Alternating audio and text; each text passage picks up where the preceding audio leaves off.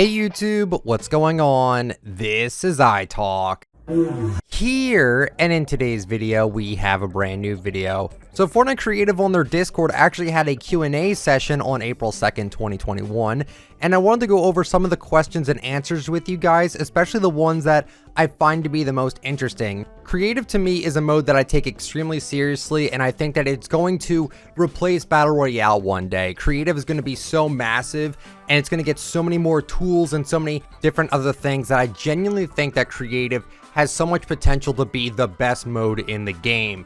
But let's just get right into it. So Fright Train over on the Discord said, "Hey everyone, we hope you're as excited as we are to be here. Thank you for joining us and adding questions. As Creative continues to grow and evolve, this is the sort of thing we'd like to do more often, which is good. It's an opportunity for us to better understand the aspects of Creative you care about most and share information that we hope will be helpful to you." So let's get into some of the questions and answers that I thought were the most interesting.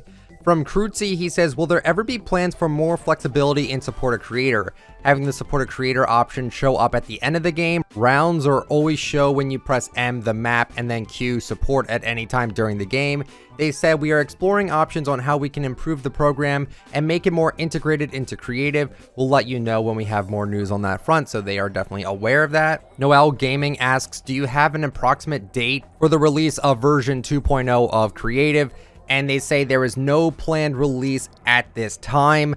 I'm expecting this to come out whenever it's ready. I'm not expecting it tomorrow. It's going to be a mode that's going to take a lot of processing and a lot of development time to make. So I'm patient for this. I know that once Creative 2.0 drops, it's pretty much going to replace Battle Royale. In my personal opinion, I think it's going to be so good. If you guys don't know, Creative 2.0 is basically going to have Unreal Engine support. You're going to be able to do so many different things with Creative 2.0 that it's going to be an amazing time. I'll make a video actually kind of detailing exactly what I would want my own Creative 2.0 to be, like what I would do with it, because there's so much you can do with it. And I know that probably what I'm going to say is stuff that maybe can't be done, but it's stuff that I would like to be possible in Creative 2.0 regardless. Mocha asks, "During a previous AMA on Reddit, you talked about adding a few Save the World weapons with BR properties in Creative. Is this something you still plan to do?" They say this is something that we have not decided on at this time. Kind of a bummer. I would like to see Save the World weapons just be added to Creative. I think that'd be really neat.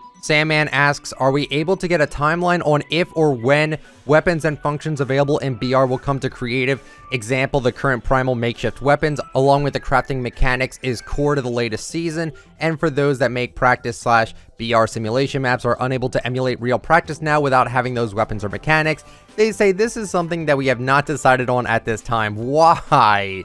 I don't understand why Fortnite's main goal isn't to port everything from the current Battle Royale season into Creative. Like, that would help so many people out if they were to just do that. But regardless, moving on, this one is a very interesting question here. So Dumblon asks, "How are creator LTMs chosen?" They say, "When we choose creative LTMs, we're looking at existing fires we can stoke, popular games, or new ones right on the cusp. By keeping it more vague, we open the opportunity for a variety of types of games and levels of popularity to be featured as y'all create new experiences."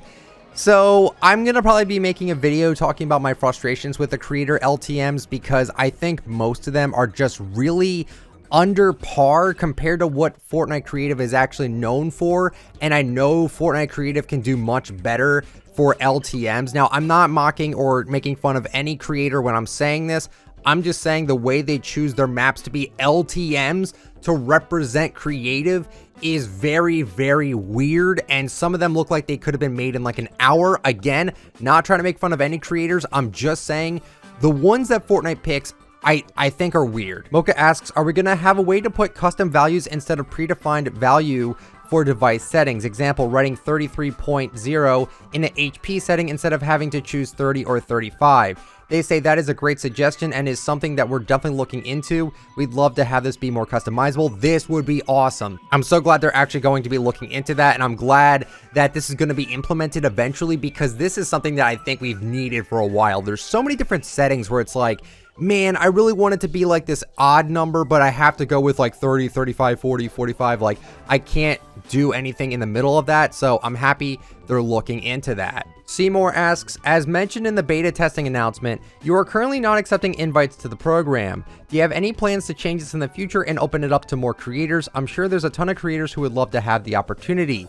They answer here, there is no process to apply. We will continue to look to add people over time based on good standing, games pushing boundaries, and participation in the community. This group will always likely be small in size, but because of that, content with certain beta tools will not be counted towards featuring. So if you don't know what we're getting at here, basically Fortnite has like this little beta team to test out new features coming to creative for everyone soon. We have 50-player creative that is being worked on right now, which I'm super excited about. And there's other little things that they're testing here, and there's just no way to really apply for it. You just have to be a decent member of the community and push out pretty good maps, and then they'll actually consider you. But don't really expect that to be given to you, because it does seem like one that is very difficult to get into.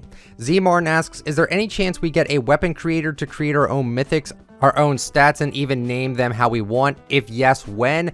No plans at this time.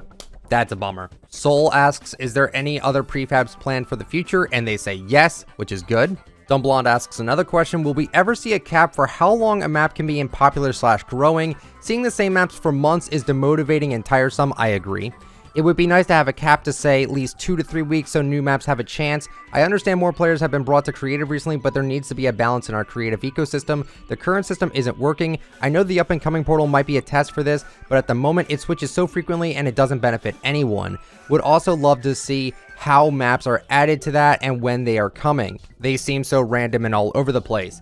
They answer with this. They say, appreciate the question. We do have caps for top growing games that are LTMs.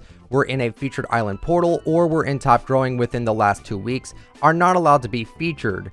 Most played is intended to be true reflection of the most popular matchmaking games, so we have fewer rules and restrictions. We want the games that have successfully built a strong, consistent audience to be rewarded for their achievement. I still don't think that certain maps should be there for more than 3 weeks. I really don't agree with that at all, because I don't know if creative is aware of this, but people are botting their plays on maps to get them in top growing and top played. Like, these maps are actually earning their status illegitimately. And then also you got to take into account that the #1 top growing map is going to stay the top #1 most growing map, because everyone's going to want to play the #1 top growing map, not the #3 growing map. They want to play the #1. So because they're actually adding it like that, and because they're keeping it the way it is, it's actually harming other maps. They really need to reconsider this. I don't agree with this whatsoever. Shan asks, is this hub layout a permanent layout, as the maps in combat/variety etc are way in the back, hidden away via teleporters and don't get much exposure as the other maps, which is unfair as they probably won't be featured again. Also, like Blonde said about having the same maps that are featured all the time and most popular etc, there should be a cooldown for these maps, as other maps won't ever get the chance to become most popular if the same ones are always featured. I just said that. Also, will we ever get an undo or revert button for simple mistakes? They say the current hub layout in live is not a permanent layout, and we are working on a new, more uniformed layout. They have not said anything about the undo/revert button. Expert56 asks, is there any plans or chances on seeing small terrain tools available for creators in Creative 1.0, which is the one we're in right now, as we see new additions of devices and stuff, which is really good. And they say we do not have any information to share about that with this time. Fossil Southie asks, when will we get Mythics and Exotics plus spy game items like suppressed dualies and blue heavy shotgun or chapter 2 vehicles, because it feels very dry without them, and many map ideas could be made with those stuff like races and death runs plus BR maps. Personally, I would love the idea of mythic weapons and exotics into creative, since there could be many possibilities with them. As I said, this is an overrated question, but this would revive creative by a lot and attract more casual players to creative. And they say there's no plans to release mythics or exotics at this time. Why?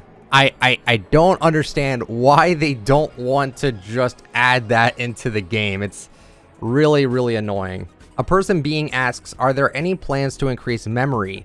And Fortnite says, part of being a game developer is unleashing your creative ability to work within a set of defined constraints. That will always be the case, and we know we'll continue to see people stretch those limitations and amaze us. While we don't have anything to share today about a change in memory, we can say that we'll continue to focus on tools and education that will help you get the most out of whatever constraints may exist.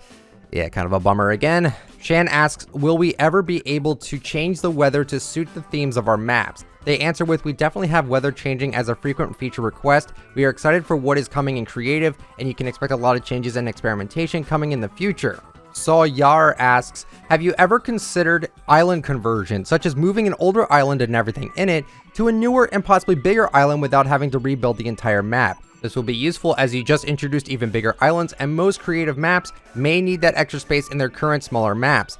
And they answer with, great idea, we will definitely be sure to add that to the feature request sheet if we haven't already. That's pretty cool. Conan Kid asking, why does it take so long to add things from BR? Some of the items were added a year ago and are still not in. They say some items are easier to bring over and some are much harder. Based on a variety of attributes, we need to dedicate the proper amount of time per item. If there are some specific BR items that you're hoping to see in creative, it has most likely not been implemented due to us needing to ensure it can smoothly transition. I completely understand that, but I feel like mythic weapons don't take that long, but I'm not a game developer, so I really would not know that answer. And that's pretty much it. Then all the Epic devs kind of just gave their little thank you to everyone asking questions. And, you know, I really greatly appreciate them actually doing this Q&A, because the more transparent they are about these things, the more we'll be like, okay, then we can start caring about creative a little bit more, because you do realize this, right? Like, if you play a video game and the developers behind that game you play, whether it's like Call of Duty or Overwatch or anything else like that, right?